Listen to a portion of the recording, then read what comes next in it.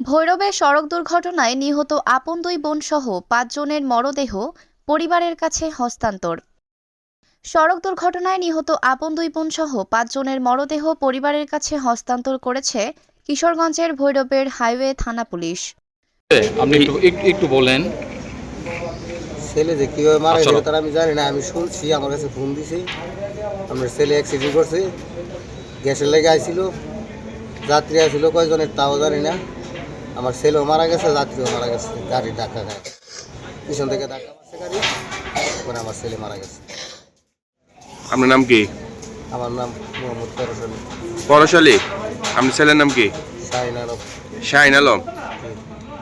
১৬ December সোমবার রাতে ময়নাতদন্ত ছাড়াই নিহতের পরিবারের সদস্যরা মরদেহগুলো নিয়ে যায়। এ তথ্য নিশ্চিত করেছেন ভৈরব হাইওয়ে থানা অফিসার ইনচার্জ মোহাম্মদ সাজু মিয়া।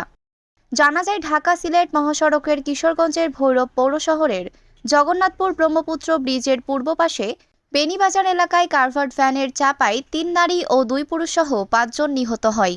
খবর পেয়ে হাইওয়ে থানা পুলিশ ফায়ার সার্ভিসের সহযোগিতায় মরদেহগুলো উদ্ধার করে। ফ্যাশ কোম্পানির একটা টাটা ট্রাক পিছন দিক থেকে ধাক্কা দিলে সিএনজিটা একদম দুমড়ে মুচড়ে যায়। আর সিএনজির ভিতরে যে কয়েকজন লোক ছিল, ৩ জন মহিলা এবং 2 জন পুরুষ ড্রাইভার সহ 5 জন লোক স্পট ডেথ হয়ে যায়। আমরা এই লাশগুলো উদ্ধার করে ঘটনার পর কারভার্ট ভ্যান চালকরা পালিয়ে গেলেও 2টি কারভার্ট ভ্যান ও সিএনজি উদ্ধার করে থানায় আনা হয়েছে। ১৬ ডিসেম্বর সোমবার সকালে ৯:৩০টায় এই ঘটনা ঘটে। ঘটনায় নিহতরা হলেন পরশালীর ছেলে সিএনজি চালক শাহিন আলম ও আব্দুর রাজ্জাক মিয়ার ছেলে রাজন মিয়া। তারা দুইজনই নরসিংদী রায়পুরা জেলার মির্জাপুর ইউনিয়নের পিরিসকান্দি বাসিন্দা।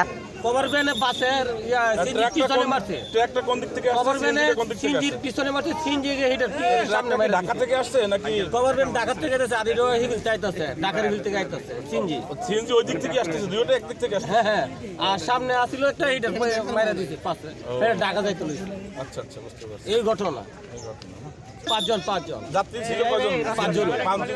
ড্রাইভার সহ সকলেই ড্রাইভার সহ ঘরে মারা গেছে। আল্লাহ। 5 জন লোক ছিল। নিহত ৩ নারীর মধ্যে আপন দুই বোন কুলিয়ারচর উপজেলার জগৎচর পশ্চিমগ্রাম এলাকার মৃত দুদু মিয়ার মেয়ে সহুরা খাতুন ও হালিমা খাতুন। আরেক নারী তাদেরই আত্মীয় ও একই এলাকার বাসিন্দা আব্দুর রহিম মিয়ার স্ত্রী শাহানা বেগম।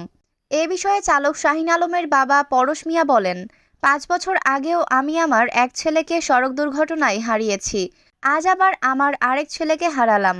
নিষ্ঠুর সড়ক আমার সন্তান কেড়ে নিয়েছে। আমি কারভার্ট ভ্যান চালকদের বিচার চাই। এ বিষয়ে নিহত রাজনের বাবা আব্দুর রাজ্জাক বলেন, ডিসেম্বর ২০২৪ তারিখ সকাল অনুমান ৯টা ৪০ ঘটিকার সময় ভৈরব থানাধীন জগন্নাথপুর ব্রিজের পূর্ব মাথায় সিএনজি ও কাভার্ড ভ্যানের সাথে সংঘর্ষ হয়। এটা একই গ্রামী ভৈরবগামী দুইটাই ছিল।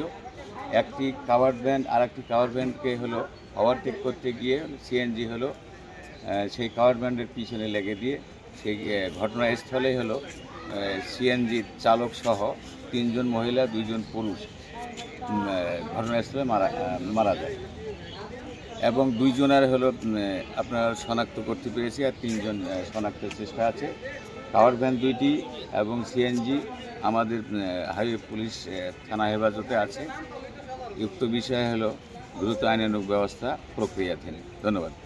বাজার করতে আমার ছেলে ভৈরবে যাচ্ছিল। সকালে নাস্তা খেয়ে আমার সাথে কথা বলে বাড়ি থেকে বের হওয়ার কিছুক্ষণ পর ফোন আসে, আমার ছেলে অ্যাক্সিডেন্ট করেছে।